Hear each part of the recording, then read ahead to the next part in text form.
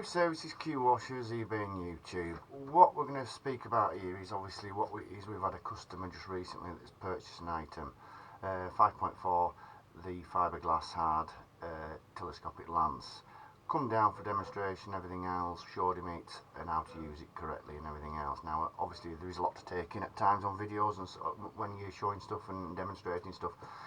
Now I don't know if people know out there, but there is a course, Water Jetting Association course, that does help you on that side if you ever needed to, WATEWR, if you need to ever go on a course just to get yourself up to date, or if you're just new to the job and everything else.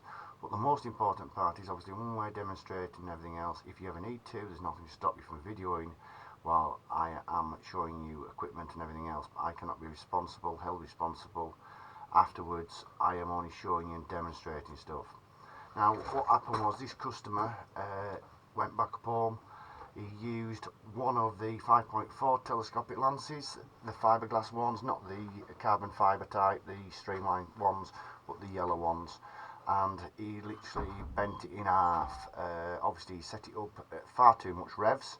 Instead of turning it down to a minimal and controlling it and slowly turning the revs up to get to where you want it to go to, and obviously it's whipped out of his hand, I imagine, and it's gone over something and bent it in half.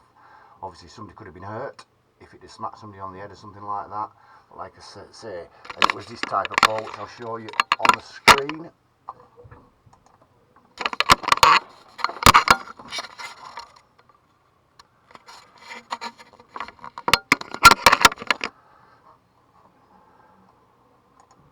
So please be careful. Now that could be a turbo nozzle pointing at somebody or something like that, or even a pencil nozzle. Be careful when you're using the equipment.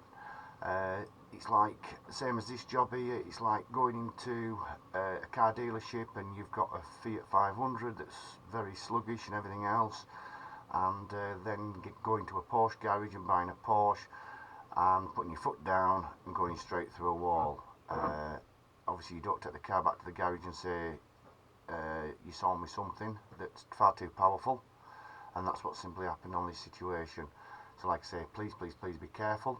I am there only to help you make your mind up and explain stuff on what equipment you're needing to try and help you with your job. And like I say, please take note in future, always start at low revs and build the revs up on the system like we did when we demonstrated. It's just low revs, slowly lifting the revs up.